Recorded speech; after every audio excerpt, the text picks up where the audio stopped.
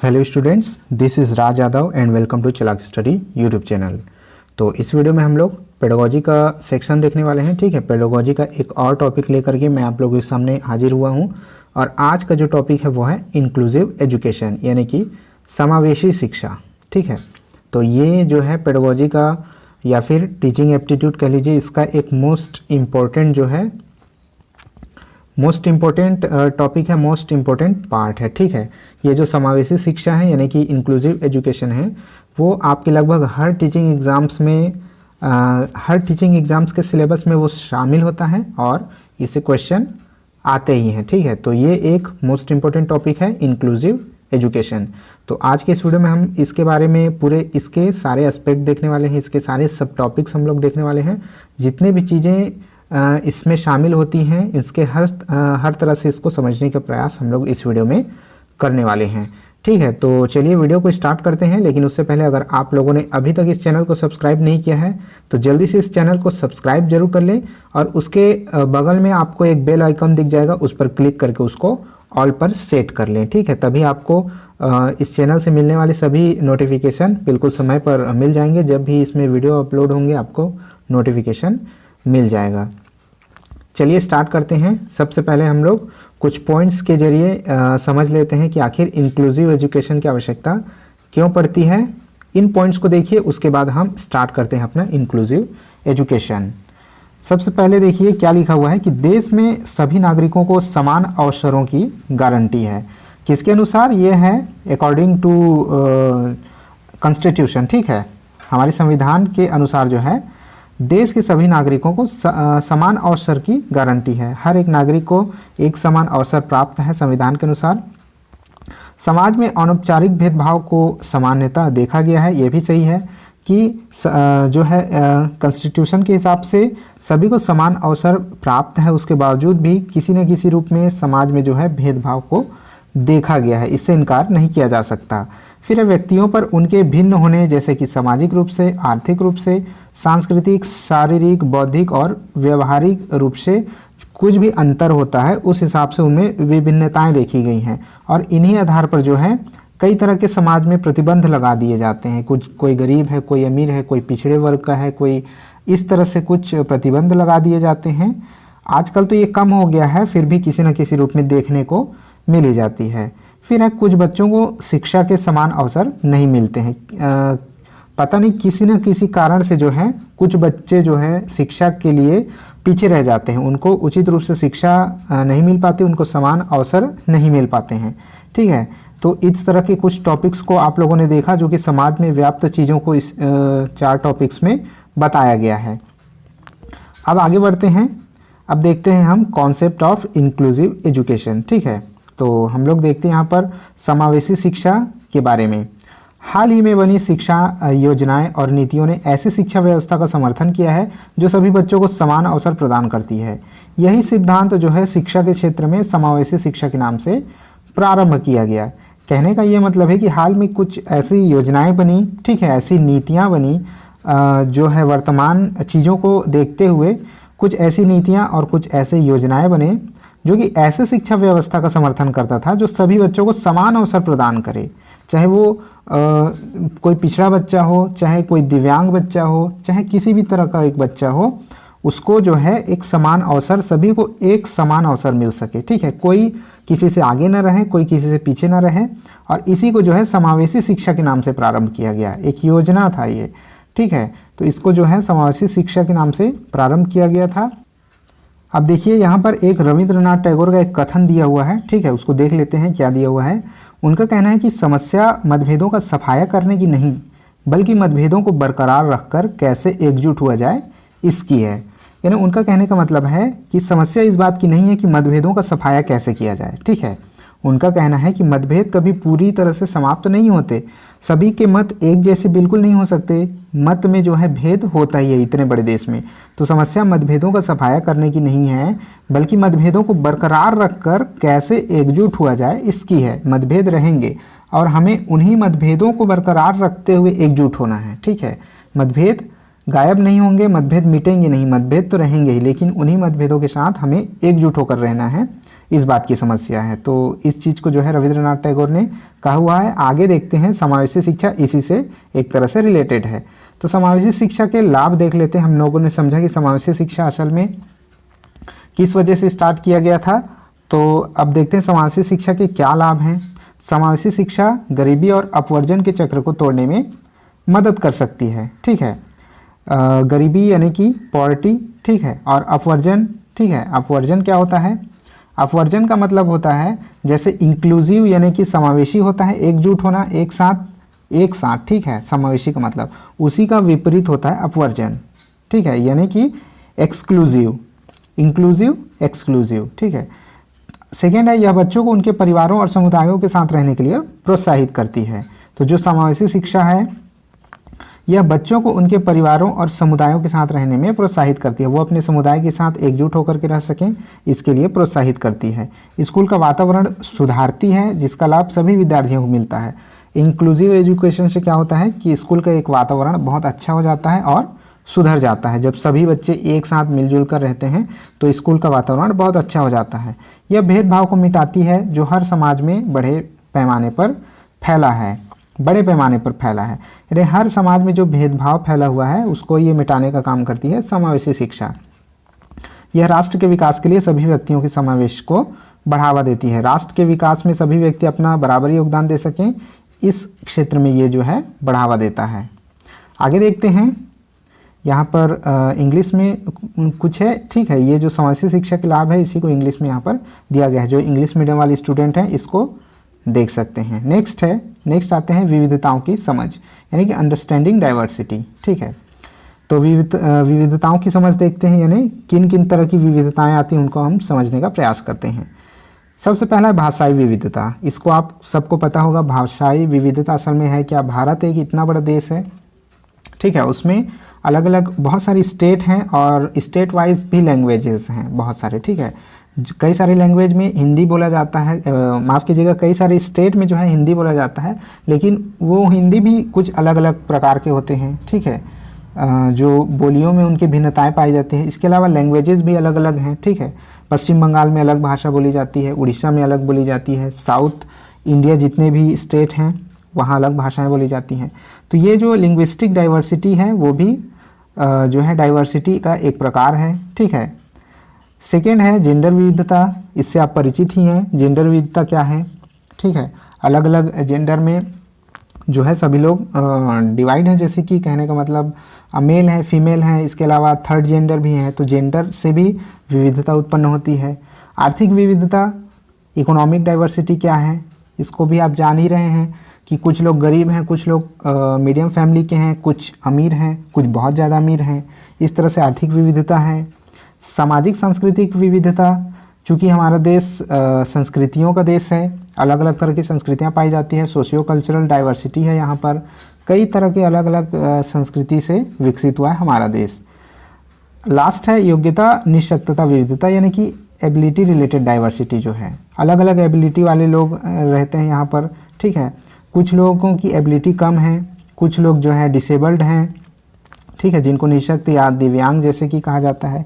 या फिर कुछ लोग सामान्य से ज़्यादा योग्यता वाले होते हैं, उनकी एबिलिटी मोर एबिलिटी वाले होते हैं, सामान्य से भी ज़्यादा उनकी एबिलिटी होती है, सोचने समझने की क्षमता जो है बहुत ज़्यादा होती है उनकी। तो इस तरह से जो है एबिलिटी रिलेटेड भी डाइवर्सिटी यहाँ देखने को मिलती है। तो इतने तरह की विविधताएँ हमें देखने को मिलती हैं, ठीक है। अब इतना समझने के बाद हम देखते हैं कि disability as a dimension of diversity. तो डिसेबिलिटी के बारे में हमारे जो सिलेबस में स्पेशल डिसेबिलिटी के बारे में काफ़ी कुछ पूछा गया है, तो उसको देखते हैं कि डाइवर्सिटी का ही एक प्रकार है, disability as a dimension of diversity, यानी कि ये विविधता का ही एक आयाम है, ठीक है। देखते हैं क्या दिया गया है। किसी सामाजिक समूह में विविधता के अतिरिक्त निःशक्तताएं एवं क्षमताएं भी अन्य आयाम हैं। निःशक्तता विविधता का एक वर्गीकरण है जो अन्य सभी सूचियों जैसे वर्ग, जाति, प्रजाति, धर्म तथा भाषा के ऊपर है। यह केवल अल्पसंख्यक समूहों को निरूपित करती है जिसका कोई भी जीवन में कभी भी सदस्य हो सकता है। कहने का मतलब है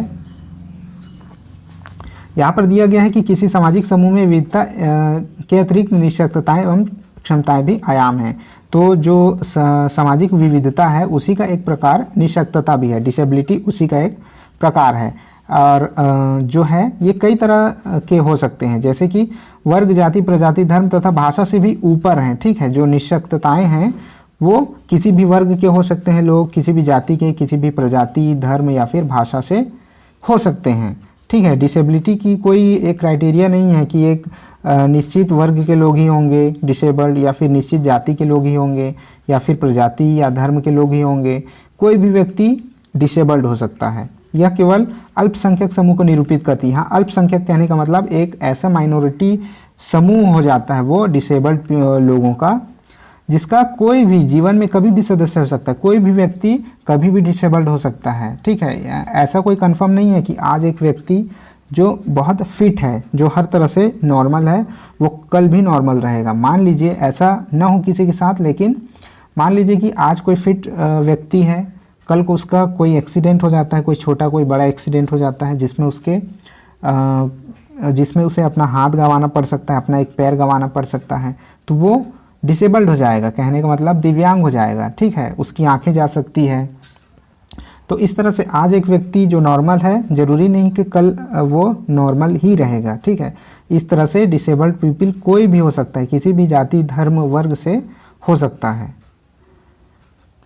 फिर है निःशक्तता से पहचाने जाने वाले ऐसे प्रत्येक व्यक्ति में कुछ प्रतिभाएं, कौशल, क्षमताएं भी हो सकती हैं जिनको निःशक्तता की प्रबल पहचान के कारण उपेक्षित किया जाता है।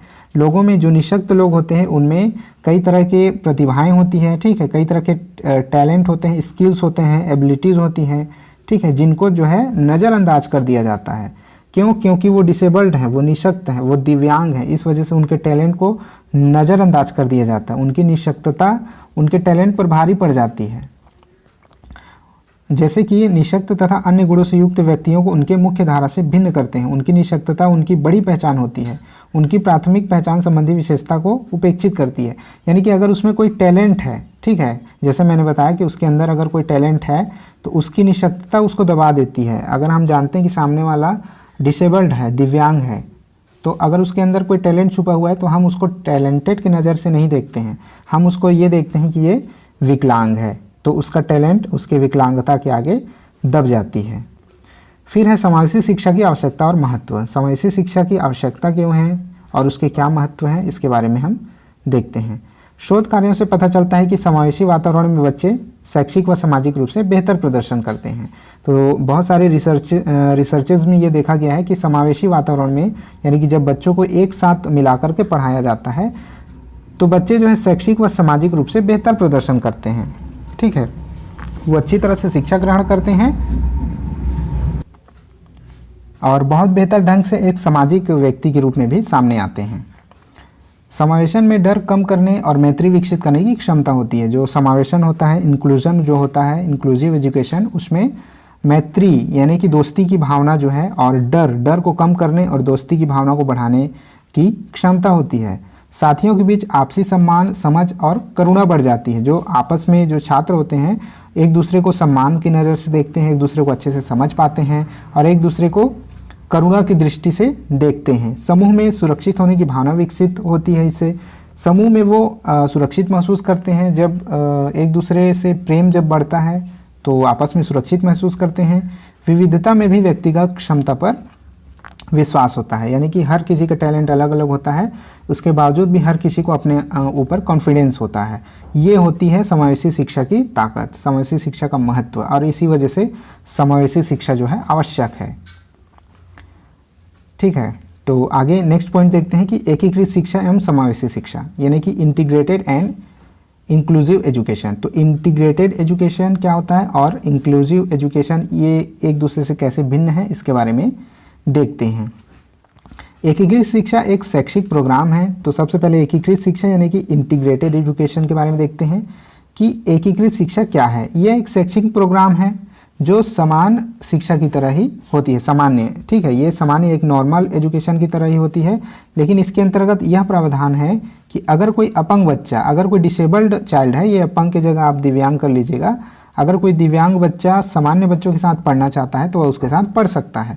एक व्यवस्था की गई है, एक प्रोग्राम चलाया गया है जिसके तहत अगर कोई डिसेबल्ड चाइल्ड है, अगर कोई दिव्यांग बच्चा है, अगर सामान्य बच्चे के साथ पढ़ना चाहता है तो वो उसके साथ पढ़ सकता है। ये उसे कानूनी अधिकार दिया गया है।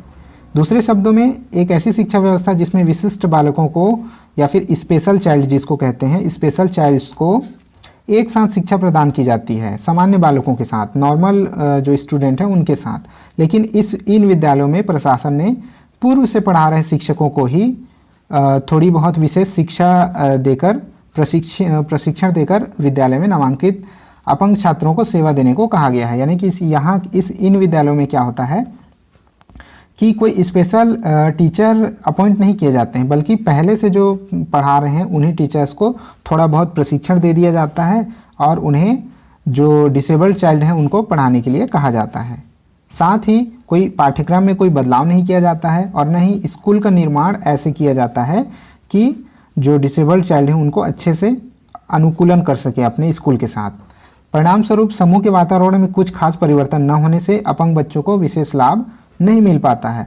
यानी कि स्कूल के जो इंफ्रास्ट्रक्चर होता है उसमें कुछ खास बदलाव नहीं किया जाता है, कुछ खास टीचर वहाँ अपॉइंट नहीं किए जाते हैं, कुछ खास सुविधा नहीं दी जाती है। बस एक परमिशन दे दिया जाता है कि डिसेबल्ड चाइल्ड जो है इस स्कूल में पढ़ सकते हैं। इसके अलावा उनके लिए कुछ खास नहीं किया जाता है। ये होता है एकीकृत शिक्षा में, यानी कि इंटीग्रेटेड एजुकेशन में।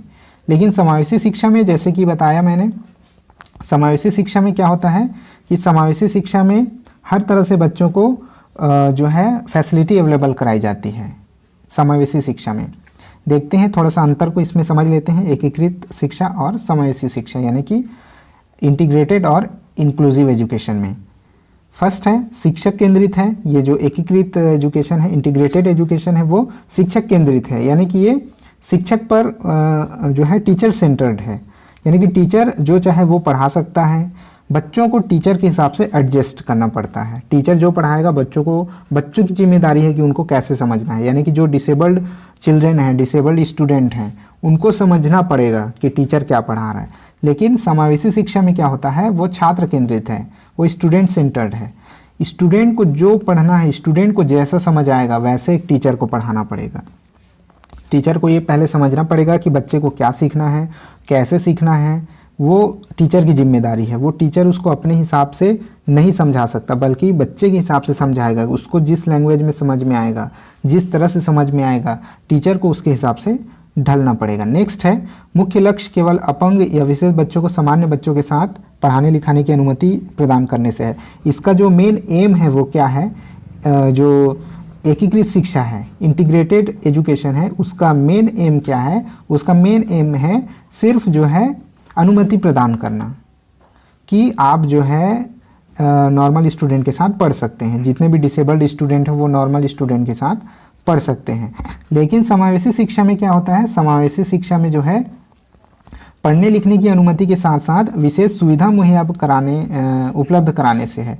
यानी कि परमिशन के साथ साथ उसको सुविधा भी दिया जाएगा, ठीक है, उसको फैसिलिटी भी दी जाएगी। ये होता है समावेशी शिक्षा। नेक्स्ट है पाठ्यक्रम में किसी प्रकार का कोई बदलाव नहीं किया गया। इसमें जो है इंटीग्रेटेड एजुकेशन में पाठ्यक्रम में बदलाव नहीं किया जाता है। जो नॉर्मल बच्चे के लिए जो पाठ्यक्रम तैयार किया जाता है उसी में जो है डिसेबल्ड बच्चों को एडजस्ट करना पड़ता है। लेकिन समावेशी शिक्षा में क्या होता है, पाठ्यक्रम में इसमें चेंजेस कर दिया जाता है। ऐसे पाठ्यक्रम बनाए जाते हैं जिससे उसका भी फ़ायदा हो। जो नॉर्मल स्टूडेंट हैं वो तो सीखें ही सीखें, साथ ही जो स्पेशल चिल्ड्रन हैं, जो डिसेबल्ड हैं या फिर जो मोर एक्टिव चिल्ड्रन हैं वो भी इससे सीख सकते हैं, ठीक है। नेक्स्ट है विद्यालय की बनावट एवं आधारभूत संरचनाओं को दिव्यांगों के अनुकूल नहीं बदली गई। इसमें जो मेन इंफ्रास्ट्रक्चर है, जो स्कूल की इंफ्रास्ट्रक्चर है, उसको जो है दिव्यांगों के अनुकूल नहीं बदली गई है। लेकिन इसमें क्या किया गया, समावेशी शिक्षा में बदल दिया गया, ठीक है। जैसे डिसेबल्ड चिल्ड्रेन हैं उनके हिसाब से उनको प्लेग्राउंड की आवश्यकता है, अलग तरह से प्लेग्राउंड की आवश्यकता है, अलग तरह से उनके लिए बिल्डिंग चाहिए, अलग से क्लासरूम चाहिए, उस हिसाब से उसको ढाला गया। नेक्स्ट है सामान्य शिक्षकों को ही थोड़े विशेष शिक्षा का प्रशिक्षण देकर विद्यालयों में पढ़ाने को कहा गया।